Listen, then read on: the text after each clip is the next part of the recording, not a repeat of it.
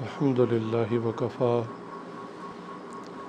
وسلام علی عبادہ الذین اصطفیٰ اما بعد فاعوذ باللہ من الشیطان الرجیم بسم اللہ الرحمن الرحیم والعصر ان الانسان لفی خسر الا الذین آمنوا وعملوا الصالحات وتواصوا بالحق وتواصوا بالصبر سبحان ربک رب العزۃ عما یصفون وسلام علی المرسلین والحمد للہ رب العالمین اللہم صلی علی سیدنا محمد وعلی آل سیدنا محمد وبارک وسلم اللہم صلی علی سیدنا محمد وعلی آل سیدنا محمد وبارک وسلم اللہم صلی علی سیدنا محمد وعلی آل سیدنا محمد وبارک وسلم۔ اللہ رب العزت نے قرآن کریم میں ایک چھوٹی سی سورت نازل فرمائی جس سورت کا نام ہی والعصر ہے۔ عصر سے مراد عصر کا وقت ہے، اور بعض مفسرین نے فرمایا کہ مطلق وقت ہے، کہ اللہ تعالیٰ اس سورت میں یہ ارشاد فرما رہے ہیں کہ تمام انسان نقصان میں ہیں، گھاٹے میں ہیں، تمام انسان۔ اب تمام انسان کے اندر نیک لوگ بھی آ گئے، برے لوگ بھی آ گئے، حتیٰ کہ تمام انسان جب ہم کہیں گے تو صحابہ بھی اس میں آ گئے، انبیاء بھی اس میں آ گئے۔ تو یہ اللہ تعالیٰ مضمون اس صورت کا آغاز کر رہے ہیں کہ تمام انسان گھاٹے اور نقصان میں ہیں۔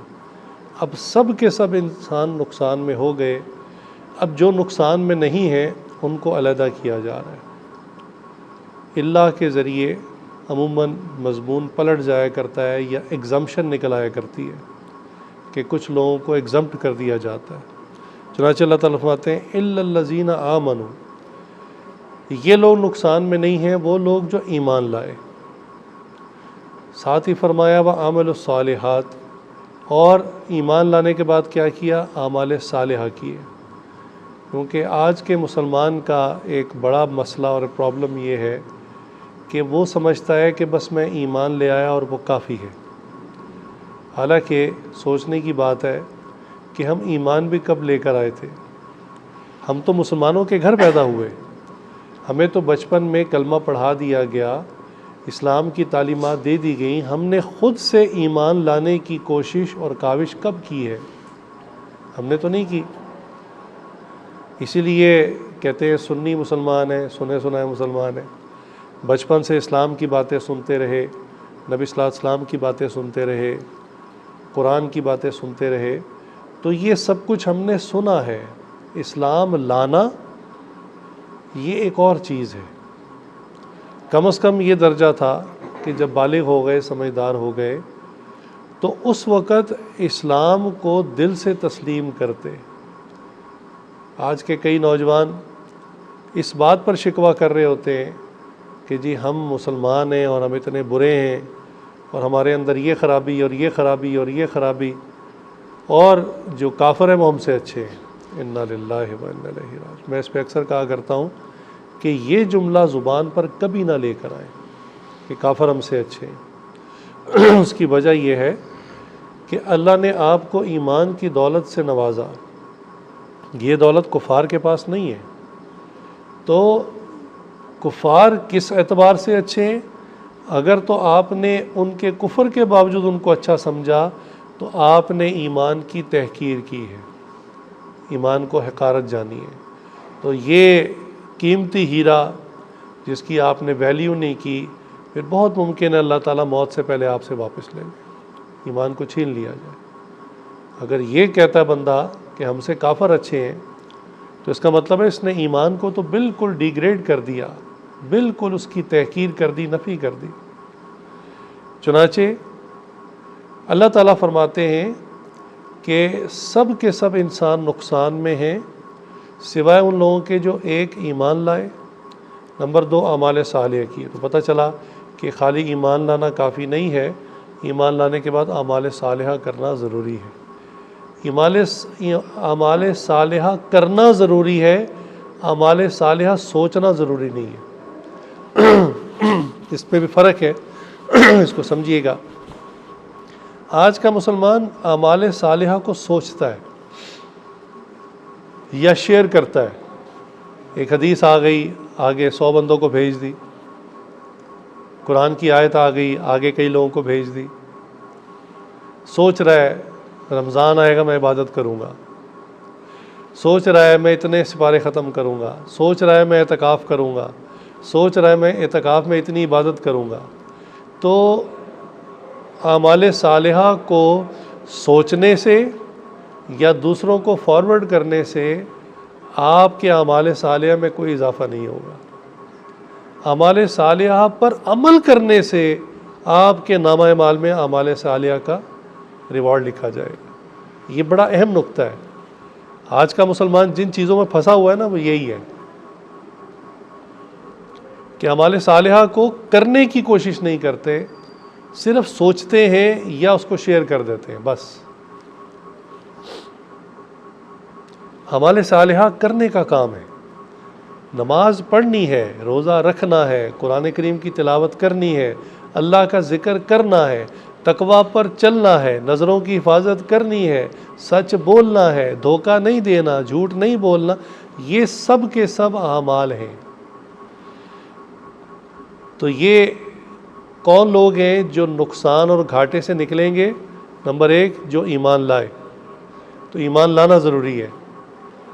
ہم مسلمانوں کے گھرانے میں پیدا ہوئے، ہمارے ارد گرد سارے اہل ایمان ہیں، ہم اہل ایمان کو دیکھتے ہیں۔ تو ایمان لانا ضروری ہے کہ دل سے آپ تسلیم کریں۔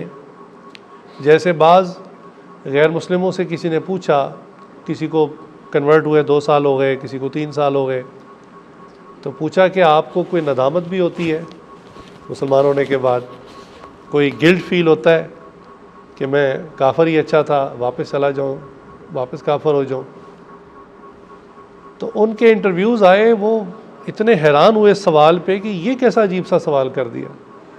انہوں نے کہا ہم تو بہت دیر سے اسلام میں داخل ہوئے اور ہم نے اب اسلام کی حقانیت کو، سچائی کو دیکھا ہے، اب ہم مرتے دم تک اس کو نہیں چھوڑیں گے۔ یہ ہے اسلام لانا، یہ ہے ایمان کی کیفیت کہ ہم نے ایمان کو، اسلام کو دیکھ لیا، اب ہم اس کو نہیں چھوڑیں گے۔ بعض نے کہا ہماری زندگی 100 سال ہو یا 1000 سال ہو، اب ہم اسلام کو کبھی نہیں چھوڑیں گے۔ اس کو کہتے ہیں ایمان لانا، بندہ واقعی ایمان دل سے لے کر آئے۔ اس ایمان لانے کے بعد اعمال صالحہ کا کرنا ہے۔ اعمال صالحہ کی پلاننگ کرنا، اس کی نیت کرنا اچھی بات ہے، کیونکہ ہر کام نیت سے، پلاننگ سے شروع ہوتا ہے۔ لیکن فقط پلاننگ تک ہی رہنا، آگے نہ بڑھنا، تو اس سے دیکھیں دنیا کے بھی کام نہیں ہوتے۔ آپ سوچیں میں گھر بناؤں گا اور صرف سوچتے رہیں کہ پلاٹ خریدوں گا، نقشہ بنواؤں گا، اینٹیں لاؤں گا، سیمنٹ لاؤں گا، مزدور لاؤں گا، گھر بنواؤں گا، صرف سوچتے رہیں، تو آپ کو 100 سال کی زندگی بھی مل جائے تو آپ کا گھر نہیں بنے گا۔ اتنی بات تو واضح ہے نا۔ کوئی سوچے میں نے بزنس کرنا ہے، کاروبار کرنا ہے، دکان کھولنی ہے، صرف سوچتا رہے بیٹھا ہوا کہ جی میں نے دکان کرائے پر لینی ہے، اس میں مال ڈالنا ہے، دکان بنانی ہے، گاہک آنے شروع ہو جائیں گے، میری سیل سٹارٹ ہو جائے گی۔ کیا صرف سوچنے سے بھی دکان کھل جاتی ہے؟ نہیں، کوئی فیکٹری لگ جاتی ہے۔ تو سوچنے سے، سوچنا فرسٹ سٹیپ ضرور ہے کسی بھی کام کا، لیکن یہی فائنل سٹیپ نہیں ہے کہ بس سوچنے سے ہی سارے کام مکمل ہو جائیں گے۔ تو عجیب سی بات ہے کہ اعمال صالحہ کے بارے میں ہم صرف سوچ کی حد تک محدود کیوں رہتے، اس سے آگے کیوں نہیں جاتے؟ شاید وہ جو نیکی کی نیت کرنے پر نیت کا ایک ثواب ملتا ہے، ہم اسی پر اکتفا کر لیتے کہ بس وہ 1 روپیہ کافی ہے۔ وہ جو نیکی کی ہم نے نیت کی تھی نا، ہم نے حج کرنا ہے، بس جس نے حج کا پکا ارادہ کر لیا، بس ارادے پر اس کو 1 نیکی مل جائے گی۔ تو اب کہا کہ بس وہی 1 روپیہ کافی۔ دنیا میں بھی ایسا کرتے ہیں، دنیا میں بھی 1 روپے پہ راضی ہوتے ہیں ہم۔ دنیا میں ہم کہتے ہیں 1 روپے سے آئے گا کیا؟ چنانچہ اب یہ وہ لوگ ہیں جو گھاٹے سے نکال دیے گئے ہیں یا نکل گئے ہیں، نقصان والے نہیں ہیں، نمبر ایک جو دل سے ایمان لائے ہیں، دل سے ایمان لائے۔ آج کے کئی مسلمان ابھی تک اسلام اور ایمان کے بارے میں تذبذب کے اندر ہے، شک شبے کے اندر ہے۔ کئی مرتبہ مختلف معاملات میں دعا کرتے ہیں اور دیکھتے ہیں، ہم دیکھیں اللہ تعالیٰ قبول کرتے ہیں کہ نہیں کرتے، شک کے ساتھ دعا کرتے ہیں۔ دیکھتے ہیں کہ فلاں کام میں اللہ کی مدد آتی ہے کہ نہیں آتی۔ تو ایمان اس کو نہیں کہتے۔ صحابہ کا ایمان کیسا تھا؟ اللہ اکبر، کہ رسول اللہ صلی اللہ علیہ وسلم نے غزوات میں شرکت خود فرمائی، سامنے جو دشمن کی فوج ہے وہ ان سے کئی 100 گنا زیادہ ہیں، یعنی یہ چند 100 ہیں تو وہ ہزاروں کی تعداد میں۔ اب جنگ تو اس زمانے میں ہوتی 1 to 1 تھی، چلیں آج کے زمانے میں تو ایک بزدل سا سپاہی بھی وہ اپنی آرمڈ کار کے اندر بیٹھا ہوا ایک بٹن دبائے، میزائل چلے اور کئی لوگ قتل ہو جائیں تو سمجھ میں آتا ہے۔ اس زمانے میں تو ہینڈ ٹو ہینڈ کامبیٹ ہوتی تھی، ایک کے ساتھ ایک کا مقابلہ۔ تو اتنی بات تو سمجھ میں آتی تھی نا کہ ایک طرف چند 100 ہیں، دوسری طرف چند ہزار ہیں، یہ مقابلہ ہوگا کیسے؟ دوسری بات، اسلحہ اگر اچھا ہو تب بھی ایک سپاہی بڑے مضبوط طریقے سے لڑ لیتا ہے، کئی دشمنوں کو گرا دیتا ہے۔ اب اسلحے کا یہ حال ہے کہ ان کے پاس اسلحہ بھی تھوڑا سا، ان کے پاس اسلحہ بھی بہت زیادہ۔ اس سب کو جاننے کے باوجود رسول اللہ صلی اللہ علیہ وسلم فرماتے ہیں قدم آگے بڑھاؤ۔ اب یہاں ایمان ہے جو اس چیز کا فیصلہ کرتا ہے کہ ہم حق پر ہیں، اگر مر بھی گئے تو شہادت کا ثواب ملے گا، آخرت میں سرخرو ہو جائیں گے۔ یہ ایمان ہوتا ہے۔ ورنہ بندہ سوچتا ہے یار آفٹر آل میری ایک ہی لائف ہے، ایک ہی زندگی ہے۔ آج کل کی وہ بچوں کی ویڈیو گیمز کی طرح تھوڑی ہے کہ فوجی مر گیا تو پھر نیا مل گیا، پھر مر گیا تو پھر نیا مل گیا۔ یہ تو ریئل لائف ہے۔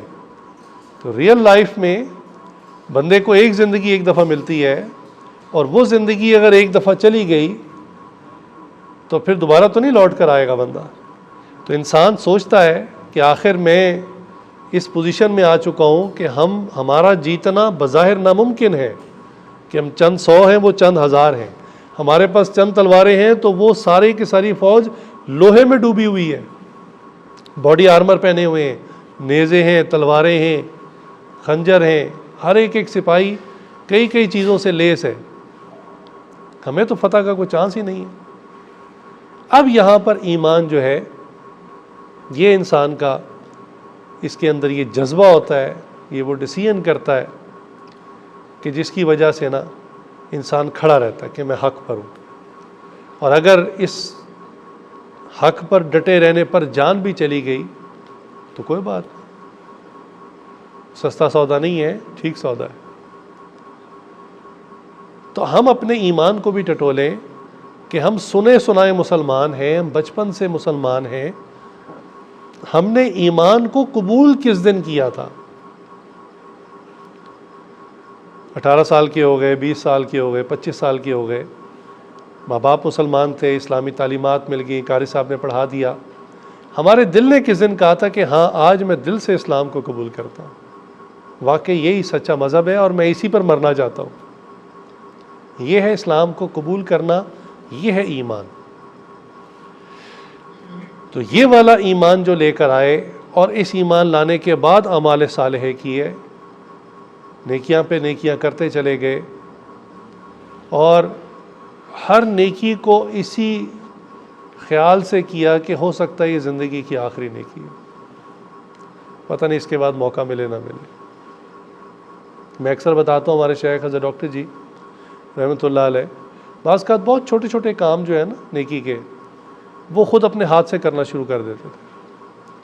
ہمیں حیرت ہوتی تھی، مثلا اس بڑھاپے کے اندر ہارٹ کا مسئلہ ہے، چلنا مشکل ہے، مطلب ساتھیوں کے سہارے سے حضرت چلتے ہیں، تو حضرت وہ ادارے کے لیے قرآن کریم چاہیے تھے تو حضرت خود اردو بازار چلے گئے قرآن کریم خریدنے کے لیے۔ ادارے میں آئے تو مجھے کہنے لگے وہ گاڑی کی ڈگی میں قرآن پاک پڑے ہوئے ہیں وہ نکلوا لیں۔ تو میں نے کہا حضرت کہاں سے آئے ہیں؟ تو ساتھی نے کہا کہ حضرت خود اردو بازار چلے گئے تھے، لے کر آئے۔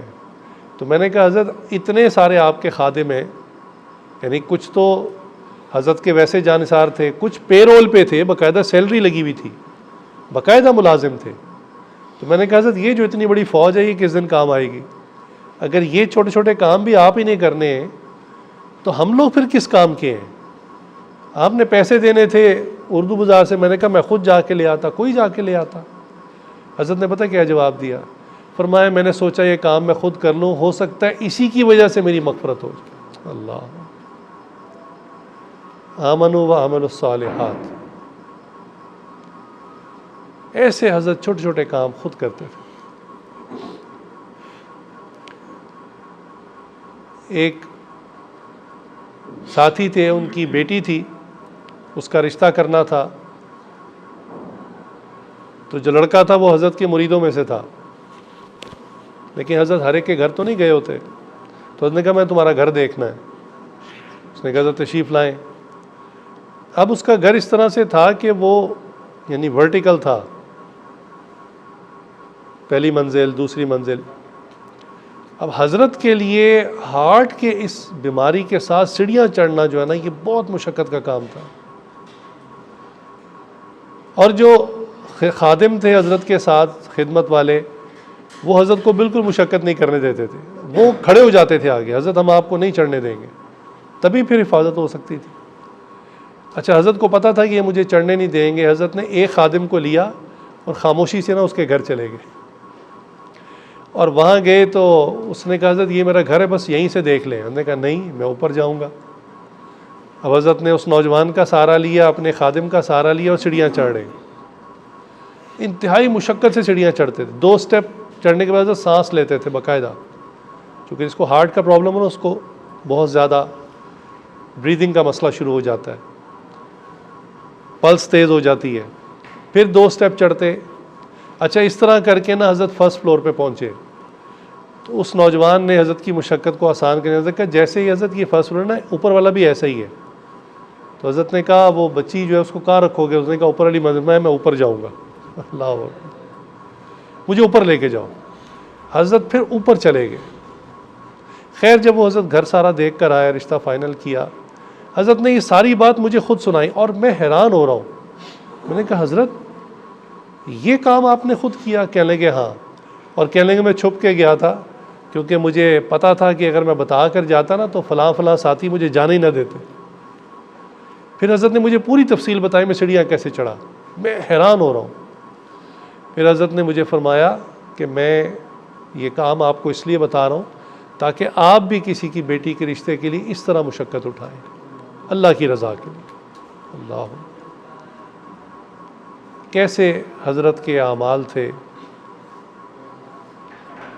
حضرت کی ایک نیکی ایسی ہے جو اکثر ہمارے دوستوں کو نہیں پتا، قریبی ساتھیوں کو بھی نہیں پتا. حضرت نے اپنا جو گھر ہے ڈیفینس میں، اپنی زندگی میں اس کو مدرسہ بنا دیا. یہ اس بات کو تو کئی سال ہو چکے ہیں، ساتھیوں کو پتہ ہے. اب مدرسہ ایسے بنا کہ حضرت کی جو اہلیہ ہیں اماں جان وہ خود حافظہ ہیں. تو ایک آدھ کسی ساتھی نے نا اپنی بچی لا کے کہا کہ اماں جان اس کو سپارہ پڑھا دیں. حضرت نے بھی کہا کہ آپ گھر میں ہی ہوتی ہیں تو چلیں، نیکی کا موقع ہے. انہوں نے سپارہ پڑھانا شروع کر دیا. دوسرے ساتھی کو پتہ چلا وہ بھی اپنی بچی لے آیا، تیسرے کو پتہ چلا وہ بھی اپنی لے آیا. وہ کرتے کرتے نا ایک کلاس بن گئی.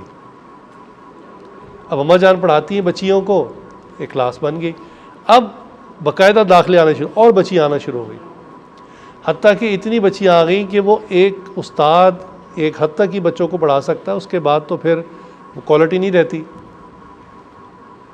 تو پھر ایک استانی کا انتظام کیا باقاعدہ، اور 7 والا کمرہ ڈیڈیکیٹ کر دیا. اب وہ دوسری کلاس وہاں شروع ہو گئی اور داخلے ہونے شروع ہو گئے. وہ کلاس بھی پوری ہو گئی، داخلے مزید جس کو پتہ چلتا جا رہا ہے وہ آتا جا رہا ہے.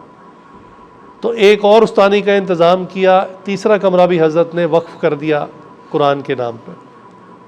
کرتے کرتے حضرت کا جو پورا گھر تھا نا، وہ تمام کمرے ہماری آنکھوں کے سامنے، کہ جو مہمان خانہ تھا ایک مہمانوں کے لیے، وہ کمرہ بھی حضرت نے کلاس بنا دیا دارالقرآن کی. 7 والا کمرہ وہ بھی دارالقرآن بنا دیا. جو لاؤنج تھا اس میں باقاعدہ لکڑی کی پارٹیشن کر کے وہاں کلاس بنا دی. اوپر والے کمرے تھے وہ کلاس بنا. پورا گھر حضرت نے مدرسہ بنا دیا. اب جو بات اکثر ساتھیوں کو نہیں پتہ، یہ تو اکثر لوگوں کو پتہ ہے، لیکن جو بات اکثر ساتھیوں کو نہیں پتہ وہ حضرت نے مجھے خود ڈائریکٹ بتائی. یہ وفات سے تقریباً کوئی 1.5 سال پہلے کی بات ہے. حضرت کہنے لگے مجھے فیصل کہ میں نے اپنا پورا گھر مکمل دارالقرآن کو وقف کر دیا ہے. دارالقرآن سے مراد جو حضرت کا ادارہ ہے، جس کے بانی، جس کو حضرت نے جس کے پرنسپل اور ہیڈ قاری طلحہ صاحب کو بنایا، کہا کہ وہ دارالقرآن ہے، میں نے اپنا پورا گھر وقف کر دیا، دارالقرآن کو ہدیہ کر دیا. پھر فرمانے لگے کہ میرے پاس نہ صرف میرا اپنا کمرہ بچا ہے جو پرسنل بیڈ روم ہے حضرت کا. تو کہنے لگے کہ میں نے طلحہ کو کہا کہ دیکھو، جب میں نے پورا کا پورا مکان دارالقرآن کو دے دیا تو اصولی طور پہ یہ کمرہ بھی میں نے دارالقرآن کو دے دیا. اب میرے پاس 2 آپشنز ہیں. ایک یہ ہے کہ اگر آپ کہتے ہیں تو میں آپ کی اجازت سے کہیں اور کرائے پہ جا کر رہ لیتا ہوں، آپ اس کمرے کو بھی کلاس بنا لیں، اور اگر اس کام کے لیے آپ تیار نہیں ہوتے تو پھر میں اس کمرے کا کرایہ پے کروں گا. اپنے گھر کا، اپنا ذاتی گھر ڈیفینس میں ایک ایک کر کے سارے کمرے دارالقرآن کو دے دیے. اپنا بیڈ روم جو ہے اس کے بارے میں کہا کہ یا تو میں اس کو خالی کر دوں، کہیں اور کرائے پہ چلا جاؤں، اور یا اس کا بھی پھر میں آپ کو کرایہ دوں گا، چونکہ یہ دارالقرآن کی ملکیت ہے، میں یوز کر رہا ہوں. اچھا، مجھے اتنی ہی بات پتہ تھی. حضرت کی وفات ہو گئی 1 مارچ کو. 2 مارچ کو ہم حضرت کے گھر میں بیٹھے ہوئے تھے، ساتھی کچھ بیٹھے ہوئے تھے، قاری طلحہ صاحب وہاں بیٹھے ہوئے تھے. میں نے ان کو یہ ساری بات سنائی. میں نے کہا یہ حضرت نے مجھے ڈائریکٹ بات بتائی تھی. قاری طلحہ سنتے رہے، اور اس کے بعد انہوں نے کہا کہ آپ کو پتہ ہے 1 سال ہو چکا ہے، مجھے ہر مہینے لفافہ ملتا ہے اور حضرت اپنے اس ذاتی کمرے کا مجھے کرایہ پے کرتے ہیں. اللہ، لکھا ہوتا ہے کرایہ 126 دارالقرآن. اللہ اکبر. یعنی کچھ مشابہت ہے صدیق اکبر رضی اللہ تعالیٰ عنہ کی وہ قربانی اور مثال کہ انہوں نے غزوے کے موقع پر اپنے گھر کا سارا سامان اللہ کی راہ میں دے دیا، حتیٰ کہ جو لباس پہنا ہوا تھا وہ بھی اتار کے اللہ کی راہ میں دیا. اللہ. تو اعمال صالحہ اتنا غور فرماتے تھے کہ مجھے کہیں سے موقع ملے اور میں نیکی کروں، چھوٹے چھوٹے کاموں کے اندر. یعنی وہ کام جو کوئی بھی خادم کر سکتا تھا، چھوٹے چھوٹے کام. حضرت کا ادارہ ہے مدرسہ، وہاں کچھ ابتدا کی بات ہے، یعنی ابتدائی چند سال تھے، تو کچھ ہمارے پٹھان طالب علم تھے. انہوں نے کہا حضرت صبح صبح نا ہمیں چائے کی عادت ہے، ہم چائے نہیں پیتے نا تو ہماری آنکھیں نہیں صحیح طرح کھلتی، سبق نہیں پڑھا جاتا. یہ اس وقت کی بات ہے کہ جب ناشتہ نا کچھ اسباق ہو جانے کے بعد 2-3 سبق ہو جاتے تھے، پھر ناشتہ اور چائے ملتی تھی. ان کو عادت تھی صبح جلدی چائے پینے کی. حضرت نے بس اتنا سنا، حضرت نے کسی کو کچھ نہیں کہا. مجھے اگلے دن پتہ چلا کہ حضرت 5:30 بجے ادارے کے اندر موجود ہے، صبح 5:30 بجے. میں حیران کہ اتنی صبح. حضرت کے آنے کا ایک نظم تھا، ہفتے میں 1 دن تشریف لاتے تھے، لیکن ظہر کے وقت میں حضرت کا بیان ہوتا تھا. صبح 5:30 بجے مجھے اطلاع ہوئی، گارڈ نے بتایا کہ حضرت صاحب پہنچے ہوئے، اور سیدھا کچن میں چلے گئے. میں بڑا حیران. خیر میں اٹھ کے پیچھے گیا، دیکھا تو حضرت وہ پتیلا رکھ کے چولہے پر، خادم ساتھ ہے اور اس کو ہاتھ نہیں لگانے دے رہے، اور خود طالب علموں کی چائے بنا رہے. اللہ. میں پہنچا، میں نے کہا حضرت مجھے، کہنے کہ نہیں میں ذرا خود کر لوں، مجھے دیکھ لینے دیں، مجھے کر لینے دیں. آپ نے کرنا تھا آپ پہلے کر لیتے نا، آپ نے کرنا تھا پہلے کر لیتے. اب تو میں آ گیا ہوں، اب میں کروں. اللہ. بڑی شرم آئی. اپنے ہاتھ سے چائے بنا کے طالب علموں کو حضرت نے پلائی. 2 دن یا 3 دن مسلسل اسی طرح آتے رہے. پھر ہم نے کہا حضرت یہ ہاتھ دیکھ لیں، آپ کی مہربانی. اس بڑھاپے میں، اس بیماری کے ساتھ، وہ صبح اٹھنا بھی ایک مشقت کا معاملہ تھا. وہ اس وقت صبح ہارٹ بیٹ خراب ہوئی ہوتی تھی. خیر ہم نے پھر اس کا نظم بنا دیا تو حضرت کو اطمینان ہوا. تو دیکھیے اعمال صالحہ،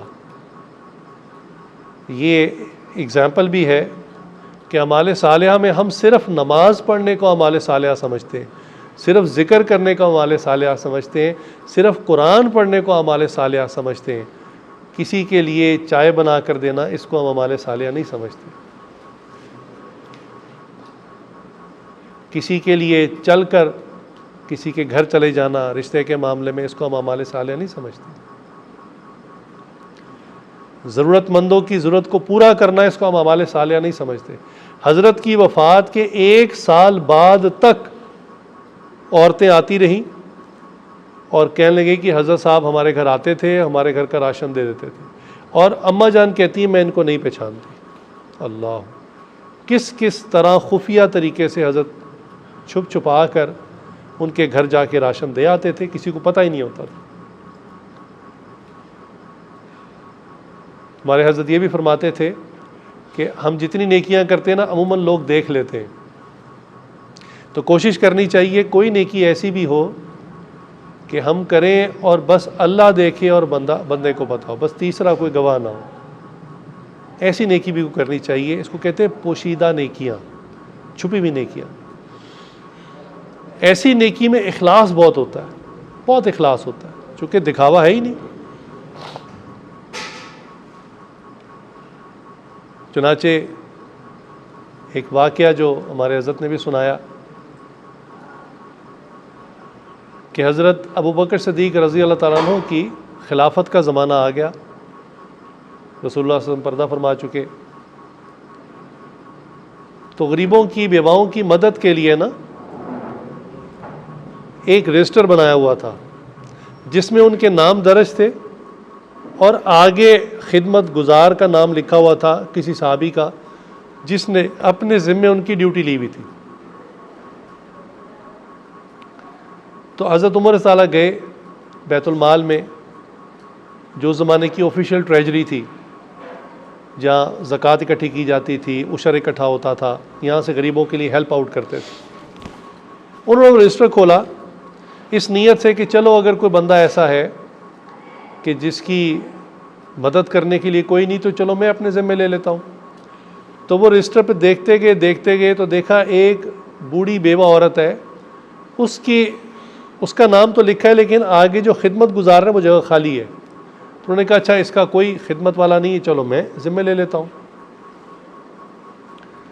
انہوں نے فجر کی نماز پڑھی، جب دن چڑھ کے روشنی ہو گئی تو وہ اس بوڑھی عورت کے گھر گئے، دروازہ کھٹکھٹایا، پوچھا کون؟ کہا اماں میں خدمت کے لیے آیا ہوں۔ کہا بیٹا خدمت کرنے والا تو آیا تھا، خدمت کر کے چلا گیا۔ بڑے حیران کہ یہ کون بندہ ہے کہ جو فجر سے پہلے یعنی خدمت کر کے چلا گیا اور رجسٹر میں اپنا نام بھی نہیں لکھا، اتنا مخلص۔ تو انہوں نے کہا کہ چلو دیکھتے ہیں۔ پوچھا اماں کون تھا، کیا نام تھا اس کا؟ تو بوڑھی عورت نے کہا کہ بیٹا نہ میں نے پوچھا نہ اس نے بتایا۔ وہ دروازہ کھٹایا کہتا اماں پردہ کر لیں، میں اندر چلی جاتی ہوں، تو وہ آ جاتا ہے میرے گھر کے کام کر جاتا ہے۔ اس وقت گھر کی خدمت کیا ہوتی تھی؟ صحن میں جھاڑو لگانا، مشکیزے میں کنویں سے پانی بھر کے لا دینا، اسی قسم کے چھوٹے 2-4 کام ہوتے تھے۔ تو وہ آتا ہے کام کرتا ہے اور جاتے ہوئے کہتا اماں آ جائیں باہر، اور وہ چلا جاتا ہے اور میں باہر آ جاتی ہوں۔ عمر تعالیٰ کے دل میں ہوا کہ یار یہ کون مخلص بندہ ہے، اس کو پتہ کرتے ہیں۔ تو اگلے دن عمر رضی اللہ تعالیٰ عنہ فجر کی نماز پڑھنے سے پہلے بوڑھی اماں کے گھر پہنچ گئے، دروازہ کھٹکھٹایا، اماں خدمت کے لیے آیا ہوں، دروازہ کھول دیں۔ کہنے لگے بیٹا خدمت کرنے والا آیا تھا، کر کے چلا گیا۔ اب عمر تعالیٰ کو اور تشویش ہوئی کہ یہ کون بندہ ہے کہ میں فجر سے پہلے آیا ہوں، یہ میرے سے بھی پہلے خدمت کر کے چلا گیا اندھیرے کے اندر۔ وہ بھی وہ عمر رضی اللہ عنہ ہوتے، انہوں نے کہا میں بھی بندہ ڈھونڈ کر رہوں گا۔ تیسرے دن وہ تہجد کے وقت میں جب رات ہوتی ہے فجر سے پہلے، وہ اس بوڑھی عورت کے گھر کے راستے میں بیٹھ گئے۔ جب رات گہری ہو گئی اور ہر طرف تاریکی چھا گئی تو انہوں نے دیکھا کہ ایک بندہ بڑی خاموشی سے نا ایک طرف سے چلتا ہوا آ رہا ہے اسی راستے پہ، اور اس کے پاؤں میں جوتا بھی نہیں ہے، جوتے کی آواز بھی نہیں ہے۔ تو جیسے ہی وہ بندہ قریب آیا تو عمر تعالیٰ ایک دم سے سامنے آئے اور پوچھا من انتا، تم کون ہو؟ تو انہوں نے جواب دی ابو بکر۔ اللہ، حضرت ابو بکر صدیق رضی اللہ تعالیٰ عنہ کہنے لگے امیر المومنین، یہ اس وقت کی بات ہے جب وہ امیر المومنین تھے، کیا اس بوڑھی عورت کے گھر کی خدمت آپ کرتے ہیں؟ انہوں نے کہا میں آتا ہوں۔ تو انہوں نے کہا آپ جوتا پہننا بھول گئے، جان کر نہیں پہنا، کیا وجہ ہے؟ تو کہنے لگے کہ عمر یہ لوگوں کے آرام کا وقت ہے، میرے دل میں خیال آیا میں جوتا پہن کے گلیوں میں پھروں گا تو ایسا نہ ہو کہ کسی کی نیند ڈسٹرب ہو جائے، نیند خراب ہو جائے. اتنا اخلاص، ایسا عمل جس کا صرف اللہ کو پتا تھا اور صدیق اکبر رضی اللہ عنہ کو پتا. اس بوڑھی اماں کو بھی نام نہیں پتا تھا کہ خلیفہ وقت میرے گھر کے آ کے صفائی کرتے ہیں اور پانی بھرتے ہیں. اللہ. تمہارے شیخ فرماتے تھے اعمال صالحہ کی ایک قسم تو وہ ہے جو لوگ دیکھ لیتے ہیں، لیکن اعمال صالحہ میں کم از کم ایک عمل زندگی میں ایسا کریں جو بس آپ کو پتا اور آپ کے اللہ کو پتا. چنانچہ حضرت ایک دفعہ ایک ڈاکٹر کے پاس گئے. ڈاکٹر بظاہر دنیا دار آدمی تھا، لیکن وہ حضرت ڈاکٹر صاحب کو دیکھ کر کے یہ داڑھی والے ہیں، دیندار ہیں، وہ تھوڑی دیر میں گھل مل گیا. اور اس نے ایک ڈاکٹر صاحب کو حضرت کو ایک بات کہی. اس نے کہا ڈاکٹر صاحب آپ کو پتہ ہے میری بہت زیادہ فیس ہے، میں بہت مہنگا ڈاکٹر ہوں. کہنے لگے جی مجھے پتہ ہے. کہ لیکن میں بھی ایک عمل آخرت کے لیے کرتا ہوں جس کا کسی کو نہیں پتا. حضرت کہنے لگے اچھا وہ کیا؟ کہنے لگے پورا ہفتہ میں مریضوں کی اچھی طرح جیب کاٹتا ہوں، یعنی بہت بھاری فیس لیتا ہوں چونکہ میں ایک مہنگا ڈاکٹر ہوں. لیکن ہفتے بعد ایک دن میں کہیں سے کوئی غریب مریض پکڑ لیتا ہوں جو بالکل پیسے نہیں دے سکتا، اور میں اپنے کلینک میں اس کا پورا 100% مفت علاج کرتا ہوں. لیکن اس علاج میں اور جن لوگوں نے پیسے دیے ہوتے اس علاج میں کوئی فرق نہیں ہوتا، سیم ٹریٹمنٹ دیتا ہوں. کہ ڈاکٹر صاحب یہ میں آخرت کی تیاری کر رہا ہوں. اللہ. اس زمانے کا ڈاکٹر.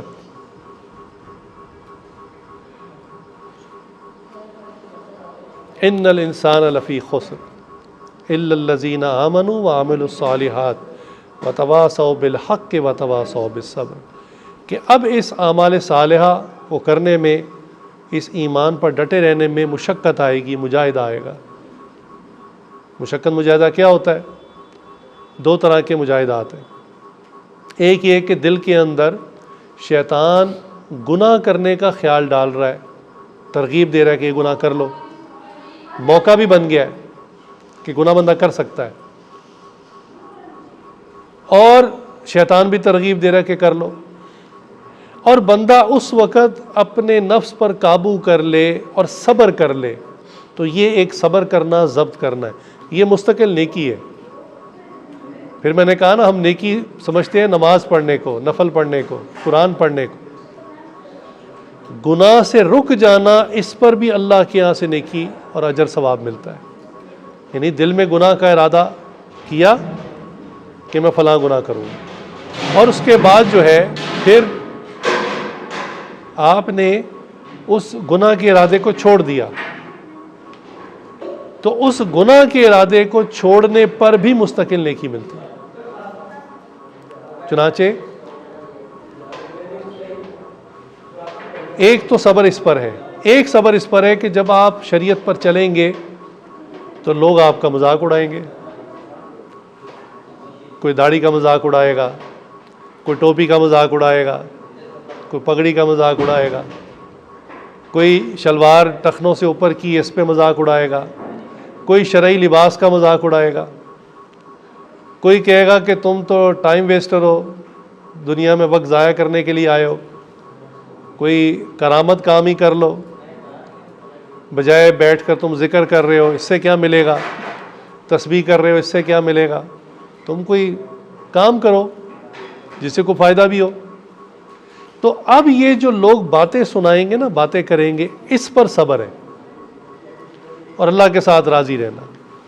اور یہاں پھر وہی بات جو ایمان کی میں نے کی تھی کہ آپ کا ایمان اس وقت آپ کو ہلنے نہیں دے گا جب بندے کو پورا یقین ہو کہ میں جو کام کر رہا ہوں وہ صحیح ہے، تو بندہ اس کام کو بڑا ڈٹ کر کرتا ہے.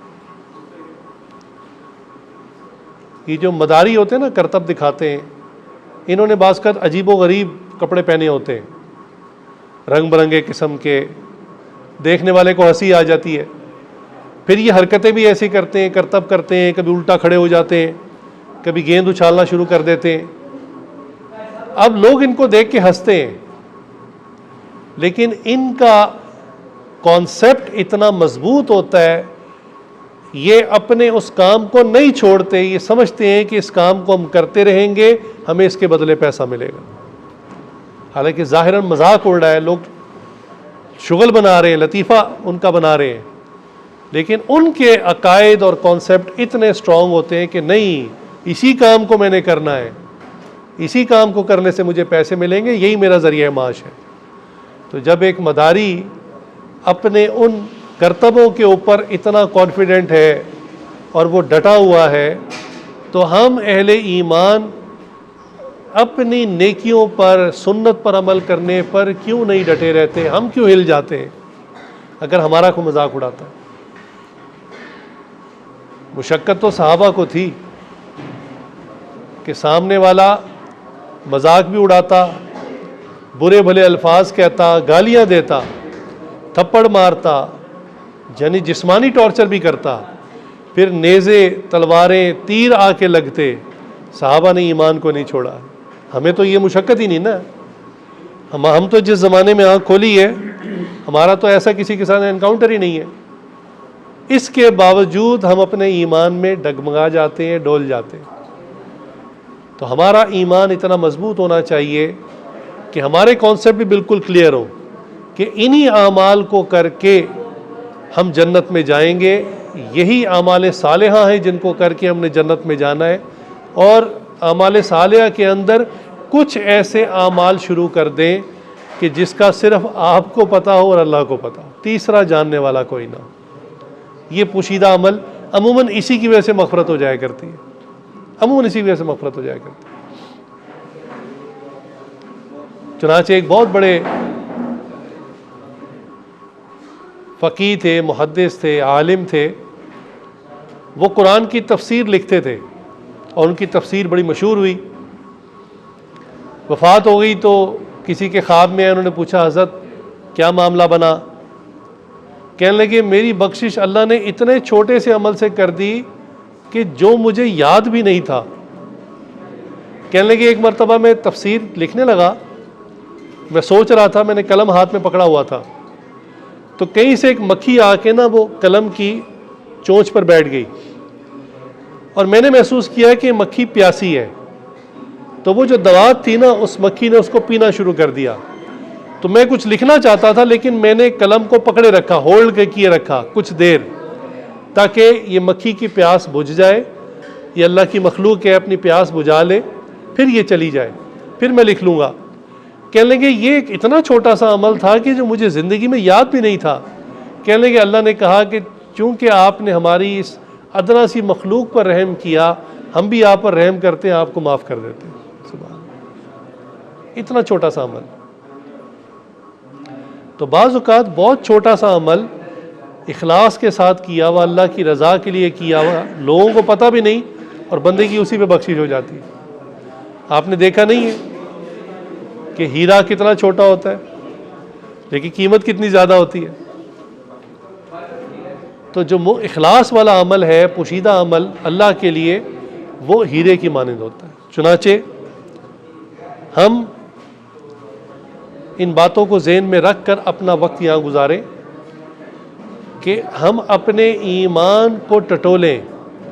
زندگی میں کبھی آپ کو اس بات پر غور کرنے کا موقع ہی نہیں ملا ہوگا، بلکہ اس ڈائریکشن میں خیال ہی نہیں کبھی آیا ہوگا کہ اچھا ایمان کو بھی ٹٹولنا ہوتا ہے، ایمان کا بھی استحضار کرنا ہوتا ہے اور اس کو دل سے تسلیم کرنا ہوتا ہے. جی بالکل، اقرار باللسان و تصدیق بالقلب. جب تک یہ کیفیت نہیں ہوگی تو آخرت میں ایمانداروں میں شمار نہیں ہوں گے، اہل ایمان میں شمار نہیں ہوں گے. تو اپنے ایمان کو ٹٹولیں، پھر اس کے بعد اعمال صالحہ کریں. اعمال صالحہ کو سوچیں نہیں، کرنا شروع کریں.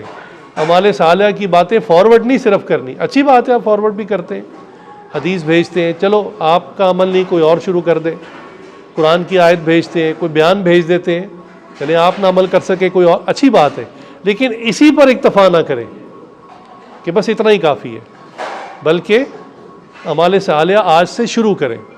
تو آپ چونکہ اعتکاف میں آئے ہوئے ہیں اور یہاں آنے کا مقصد ہی اعمال صالحہ کرنا ہے، تو صرف یہ نہ سوچیں کہ بس ہم آ گئے یہی ہمارا بہت بڑا کارنامہ ہے کہ باقی لوگ تو اعتکاف میں نہیں آئے، ہم تو دیکھو اعتکاف میں آ کے بیٹھ گئے. نہیں، آپ کا ایک ایک منٹ ایک ایک سیکنڈ قیمتی ہے، اور اس کو قیمتی آپ نے خود بنانا ہے۔ تمہارے حضرت فرماتے تھے بہت تھوڑا طعام یعنی کھانا پینا کم، بہت تھوڑا آرام، اور زیادہ سے زیادہ کام، کہ دنیا کام کی جگہ ہے، قبر آرام کی جگہ ہے، اور آخرت انعام کی جگہ ہے۔ دنیا میں ہم کام کریں گے یعنی نیکی کا، قبر میں آرام ملے گا، قبر میں کوئی ڈسٹرب نہیں کرے گا، اور آخرت میں اسی کام پر انعام ملے گا۔ تو یہ 3 سٹیجز ہیں جس سے ہم سب کو گزرنا ہے۔ پہلی سٹیج میں ہم ہیں، دنیا کام کی جگہ ہے، قبر آرام کی جگہ ہے، اور جنت انعام کی جگہ ہے، آخرت انعام کی جگہ ہے۔ تو اللہ تعالیٰ سے دعا ہے کہ جو کہا سنا اللہ تعالیٰ میں اس پہ عمل کی توفیق عطا فرمائے۔ وآخر دعوانا الحمدللہ رب العالمین۔